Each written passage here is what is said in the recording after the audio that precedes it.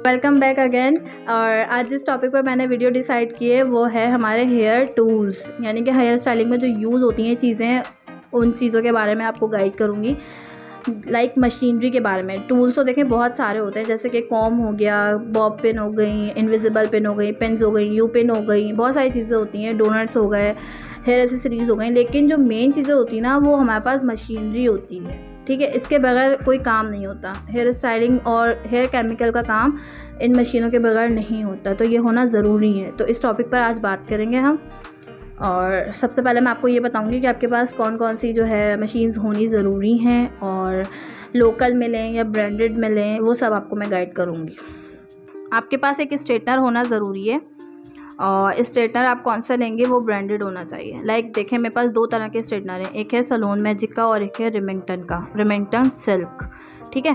और इसके वॉट के बारे में मैं बताती हूँ। देखें, ये लोकल है और ये है ब्रांडेड, यानी कि ये थोड़ा सा एक्सपेंसिव है और ये थोड़ा सा लो कॉस्ट का है।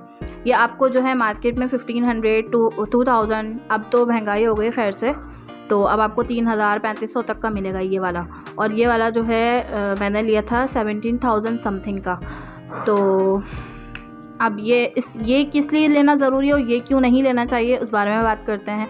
ये यूँ नहीं लेना चाहिए कि आप नॉर्मल, अगर आप हेयर स्टाइलिंग कर रहे हो और स्ट्रेटनिंग कर रहे हो, ठीक है, आप किसी के बाल स्ट्रेट करते हो तो सही है, आप हेयर स्टाइलिंग में यूज़ कर सकते हैं। लेकिन हेयर केमिकल का काम करने के लिए आपको ये ओरिजिनल लेना ज़रूरी है, रिमिंगटन का। ओरिजिनल के बगैर जो है आपकी ना ही केराटिन होगी, ना ही रिबॉन्डिंग होगी, और ना ही कोई सा भी आपका प्रोटीन ट्रीटमेंट, कुछ भी नहीं होगा। अगर ये नहीं होगा तो आपका सारा रिजल्ट ख़राब हो जाएगा, तो ये लेना ज़रूरी है। और अगर आप जैसे कि नॉर्मल घर में यूज़ करने के लिए डेली में लेना चाहते हैं तो फिर आप ये ले सकते हैं सलोन मैजिक का, ठीक है। और इसके वॉट के बारे में बात करते हैं। इसका वॉट जो है 240 तक के है, 180 से अबव होना लाजमी है, ठीक है इसका। और इस वाले का जो है यहाँ लिखा हुआ है, मैं देख के बताती हूँ। हाँ, इसका 200 तक जाता है, तो सही है, ये भी ठीक ठाक काम करता है। लेकिन जो है इसकी प्लेट्स वो नहीं है जो हमारे हेयर केमिकल में यूज़ होती हैं, सेरेमिक प्लेट की ज़रूरत होती है। तो ये देखें, ये वाली जो इसकी प्लेट्स हैं ये सेरेमिक है, ठीक है। इससे शाइन आती है बालों में, और ये जो है रफ़ रखता है आपके बालों में, थोड़े टाइम तक ही आपका स्ट्रेट टिकता है, और उसके बाद जो है स्ट्रेट ख़त्म हो जाता है। थोड़े टाइम बाद हवा लगती है, हम शादी वगैरह में जाते हैं, कहीं जाते हैं, तो वो ख़राब हो जाता है। इससे ख़राब नहीं होगा, इस बात की तो गारंटी है। चले अब बात करते हैं हम क्रिम्पर की। क्रिम्पर तो इज़ मस्ट, मतलब हेयर स्टाइलिंग जो है क्रिम्पर के बगैर नहीं होती आजकल की हेयर स्टाइलिंग। तो क्रिम्पर किन बालों में यूज़ होता है और ये किस कंपनी का है वो मैं आप लोगों को बताती हूँ। ये है रिमिंगटन का, ठीक है। और इसकी प्लेट्स भी देख लें आप लोग। एक आता है बिल्कुल बारीक वाला, और एक आता है नॉर्मल वाला, ना ज़्यादा चौड़ा होता है और ना ही ज़्यादा पतला होता है, ठीक है। तो ये है कि क्रिम्पर किन बालों में किया जाता है। जिनके बाल बहुत ज़्यादा सिल्की होते हैं उन बालों पे क्रिम्पर किया जाता है हेयर स्टाइलिंग से पहले, और जिनके बाल बहुत ज़्यादा वीक होते हैं, यानी कि बहुत हल्के होते हैं, जगह जगह से जो है खालीपन होता है बालों में, जिस बालों में बिल्कुल वॉल्यूम नहीं होता, तो उनमें ये क्रिम्पर यूज़ होता है, ठीक है।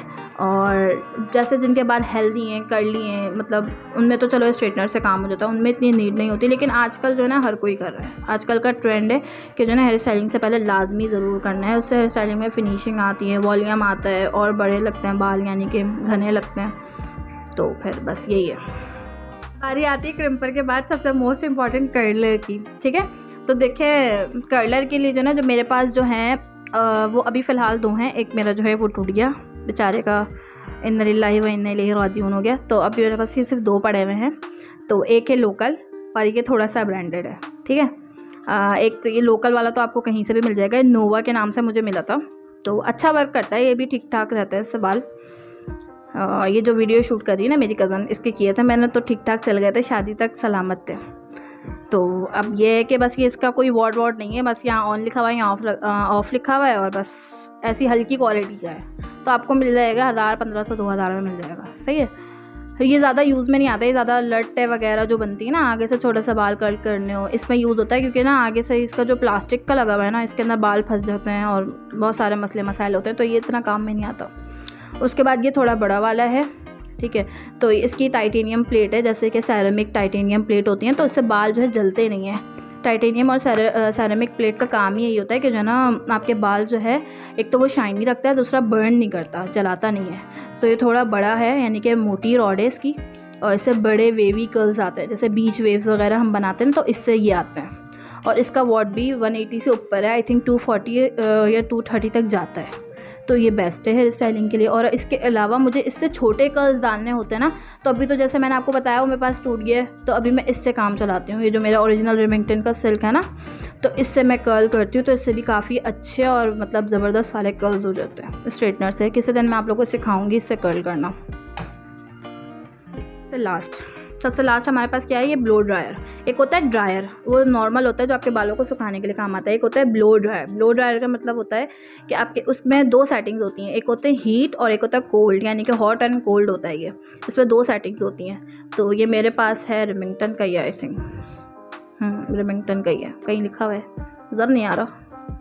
खैर डब्बे पे तो लिखा हुआ था रेमिंगटन है, मेरे ख्याल से मैंने मिटा दिया नाम, ये मिट गया। चले खैर जाने दें। खैर अच्छा काम करता है, ये भी अच्छा है रेमिंगटन का। तो इसके साथ जो है 2 एसेसरीज़ आती हैं, एक ये बड़ा नोज़ल है, ठीक है, और एक ये छोटा वाला। देखें, 2, एक छोटा है साइज़ में और एक बड़ा है। ये आपको जब हम ब्लो ड्रायर करते हैं ना कटिंग के बाद, या भी किसी भी यानी कि हेयर केमिकल के वर्क में हमें ज़रूरत पड़ती है, कभी हॉट करते हैं, कभी कोल्ड करते हैं, तो उसमें ये काम आती है कि कभी हमें ठंडी हवा देनी होती है ठंडी, और कभी हमें गर्म हीट देनी होती है ना बालों में, तो इसलिए यूज़ होती है।